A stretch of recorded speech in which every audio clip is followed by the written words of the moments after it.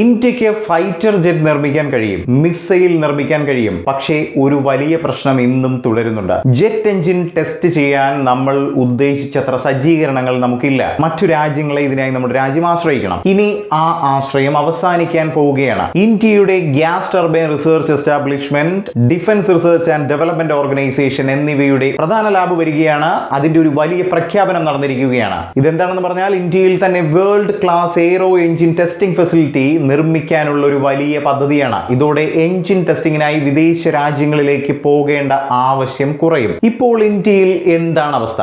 ഒരു jet engine develop ചെയ്താൽ അത് ടെസ്റ്റ് ചെയ്യാൻ റഷ്യ അല്ലെങ്കിൽ യൂറോപ്പ് പോലെയുള്ള രാജ്യങ്ങളിലേക്ക് അയക്കണം. ഇതിന് ഹൈ കോസ്റ്റ് ആണ്, വലിയ ഡിലേ ഉണ്ടാവും.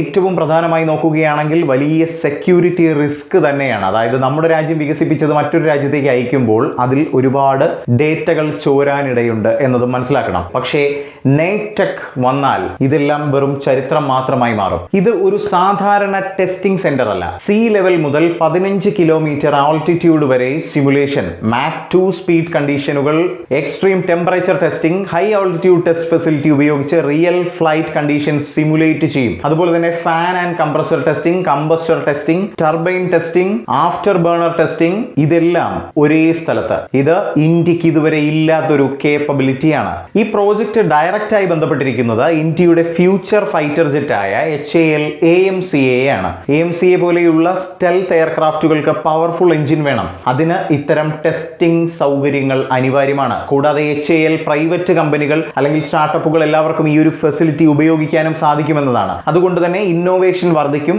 മേക്ക് ഇൻ ഇന്ത്യ എന്ന പദ്ധതി ശക്തമായി മുന്നോട്ട് പോകും. ടെസ്റ്റിംഗ് കോസ്റ്റ് വരുന്നത് 70% വരെ നമുക്ക് കുറയ്ക്കാനാകും. അതുപോലെ തന്നെ സെൻസിറ്റീവ് ടെക്നോളജി നമ്മുടെ ഇന്ത്യക്കുള്ളിൽ തന്നെ സേഫ് ആയിരിക്കും. ഹൈ ടെക്നോളജി ജോബുകൾ സൃഷ്ടിക്കപ്പെടും. ഇതോടെ ജനറൽ ഇലക്ട്രിക്കൽ, സഫ്രാൻ പോലെയുള്ള കമ്പനികളിൽ നമ്മുടെ ആശ്രിതത്വം വലിയ രീതിയിൽ കുറയ്ക്കാൻ സാധിക്കും. ഇത് തന്നെയാണ് റിയൽ ആത്മനിർഭർ ഭാരത്. NAETC വിജയിച്ചാൽ ഇന്ത്യക്ക് ഇനി ആരുടെയും ടെസ്റ്റിംഗ് ഫെസിലിറ്റി വേണ്ട.